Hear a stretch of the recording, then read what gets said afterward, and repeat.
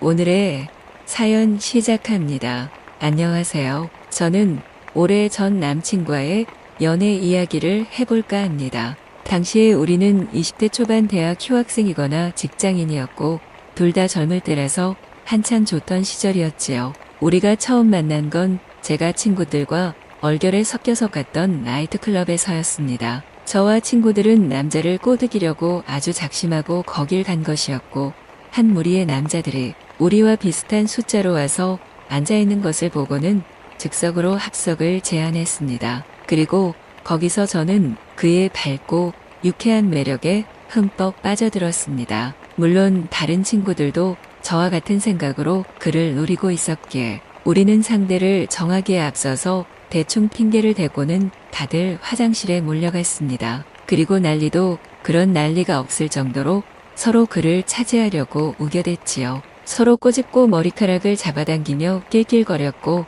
결국 나중에는 다들 대충 졌다는 폼으로 제 머리카락을 뒤에서 한 사람씩 확확 잡아당기며 그를 저에게 양보한다는 뜻을 비쳤습니다. 그리고 친구들은 다른 사냥감을 물색하려고 지들끼리 다른 테이블에 가앉은 것으로 뜻을 모았습니다. 그리고 당연한 수순인 듯이 그 역시도 제게 호감을 보여서 주위의 적극적인 호응에 힘입어서 우리는 2인석으로 옮겼습니다. 그리고 우리는 맥주잔을 기울이기도 하고 스테이지에 나가서 몸을 신나게 흔들어대다가 어느 순간에는 나른한 블루스도 추고 그랬습니다. 그리고 그날 밤에 우리는 뭔가 모르게 굉장히 친밀해진 기분이 들어서 집으로 걸어오며 많은 이야기를 나눴습니다. 그는 학교를 잠깐 쉬면서 아버지 병간호를 하고 있었는데 그 시각에 곧장 병원으로 가봐야 한다고 했습니다. 근 한 달을 쉬는 날 없이 꼬박 병실 침대 옆에서 생활하며 아버지 간호를 하다가 그제야 하루 쉬게 되었다고 했습니다. 종일 간호를 하고 접이식 침대에 쭈그리고 누워 쪽잠을 자고 나면 날이 밝아오는 것이 일상이고 그러다 오후 해가 조금 기울어갈 때쯤이면 엄마가 잠깐 교대를 하러 온다고 했습니다. 아버지 대신 가장 역할을 하고 있던 엄마는 밤새 공장에서 생산직으로 일하다가 오전에 일을 마치고 집에 와서는 겨우 너 대 시간을 잔다고 했습니다. 그리고 일어나면 곧장 병원에 와서 잠깐 그와 교대로 병간호를 하고 저녁이면 공장으로 일하러 가는 일상을 몇 달이나 하고 있었습니다. 그는 힘들게 일하는 엄마가 이리저리 고생하는 것이 마음 아파서 굳이 들여보내도 자꾸 나오셔서 어쩔 줄을 모르겠다고 했습니다. 그리고 주말인 그날은 기숙 고등학교에 다니는 동생의 아버지 간호를 도우러 오는 날이었습니다. 동생은 그나마 공부를 아주 잘해서 장학금도 받고 있고 숙식도 걱정할 필요가 없으니 돈 들 일이 별로 없었습니다. 하지만 그는 형이면서도 아무 노릇도 못하고 있는 자신이 초라하다고 말했습니다. 자신이 다니는 대학은 이름 없는 2년제 대학인데다 가난한 형편에 겨우 졸업해봐야 아무 쓸모도 없다 싶었던 그는 그 김에 학교를 때려치고 돈을 벌 생각도 하고 있었습니다. 저 역시도 비슷한 처지였지요. 엄마 아빠가 이혼하시면서 우리를 할머니 할아버지에게 맡겨두고 가셨고 오빠랑 저는 늘 외롭게 컸습니다. 오빠는 사고도 많이 쳐서 할머니가 학교에도 여러 번 불려가고 경찰서도 자주 들락거렸지만 저는 그나마 한 번도 눈밖에 나본 적이 없이 지내왔습니다. 그리고 저는 고교를 졸업하고 곧장 취직해서 열심히 돈을 벌기 시작했고 이미 20대 초반에 한참 목돈이 만들어져 있었습니다. 그러던 참에 간만에 친구들과 나이트에도 놀러갔고 그를 만났던 것입니다. 오빠는 여전히 방황하다가 어느 해부터는 원양어선을 타고 나가서 돈을 벌어오겠다며 집을 나갔고 이후로 소식이 끊긴 즈음이었고요. 잘 지내겠지, 걱정 마라.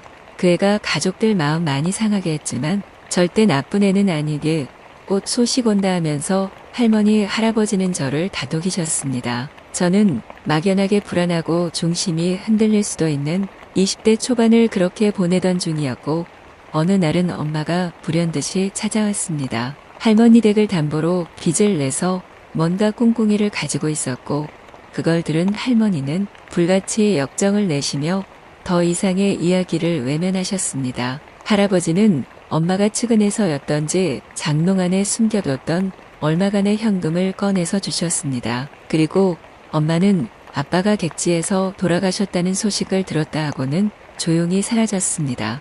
엄마에 대한 기억은 그때까지 제게 아무것도 남아있지 않았습니다. 우리 가족은 같이 살 때조차도 어떤 작은 추억도 없었던 것 같은데 제가 워낙에 어렸던 때에 뿔뿔이 헤어지고 보니 엄마 아빠에 대한 애틋함 같은 것은 애초에 없었던 것처럼 되고 말았습니다. 그저 제가 아주 어릴 적에 엄마가 부엌에서 열심히 만드시던 그 음식이 무엇이었는지가 십수년이 흐른 지금에야 겨우 수수전병이었단 것을 알게 되었고 그 음식의 붉은 빛이 왜 그리 제 마음 안에 강하게 남았는지는 엄마의 빈자리 때문이었단 것도 이제야 알게 되었습니다. 아주 오래전 제 기억 속의 우리 가정은 개나리가 화사하게 핀 산 아래에서 꼭 움막집 같은 곳에 살았던 기억이 희미하게 납니다. 거기서의 젊은 아빠는 늘 어두웠고 말이 없었던 느낌이 듭니다. 저는 그 표정이 삶의 고단함과 어쩌면 자신이 가족을 건사하지 못할 것 같은 자괴감과 두려움의 흔적이라는 것을 이제야 막연히 깨닫게 되었고 아빠의 힘들었을 마음을 조금은 짐작하는 나이가 되었습니다. 마당 겸 산으로 올라가는 길에다 어리고 귀여운 강아지도 한 마리 길렀던 것 같고 그 애는 이미 오래전에 저 세상으로 갔을 텐데 그저 저와 놀던 희미한 추억은 가지고 갔는지는 모르겠습니다. 우리는 가족이었으나 다들 공통의 기억이 없는 채로 그렇게 수십 년을 지나왔습니다. 그리고 제가 20 초반의 한창생에 다른 길로 시선을 돌리려고 할 즈음에 그 남자친구를 만났던 것입니다. 그는 병실에서 아버지를 간호하며 생의 희미한 깨달음을 얻어가던 중이었고 그의 엄마는 아등바등하면서도 가족이란 끈을 놓지 않고 있었던 모양입니다. 동생은 자신이 집에 들르지 못하는 것을 벌충하듯이 주말이면 가족을 대신해서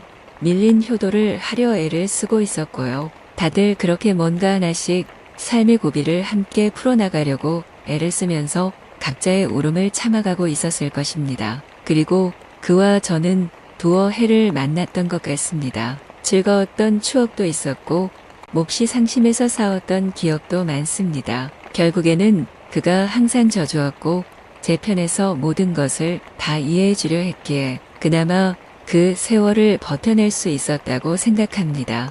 그는 항상 말했습니다. 가족은 서로 싸우는 사람이 아니라고 나의 또 다른 모습이 가족이기에 나를 아낀다는 마음으로 그들을 대해야 한다고요. 그런 그와 헤어지고 저는 때때로 후회하며 많이 울었습니다. 각박한 삶에서 만난 숱한 남자들에게 상처받고 힘겨울 때 문득 그가 떠올랐고 늘 제 편이 되어주던 가족 같던 사랑을 그제야 느끼며 안타까워했던 것입니다. 애초에 제게는 없던 가족애를 가르쳐주고 간 그를 떠올리며 저는 이따금 마음이 힘들 때마다 그를 생각합니다. 그리고 이미 죽었거나 실종되었거나 마음의 상처로 연락을 끊은 저의 가족을 가만히 생각하기도 합니다.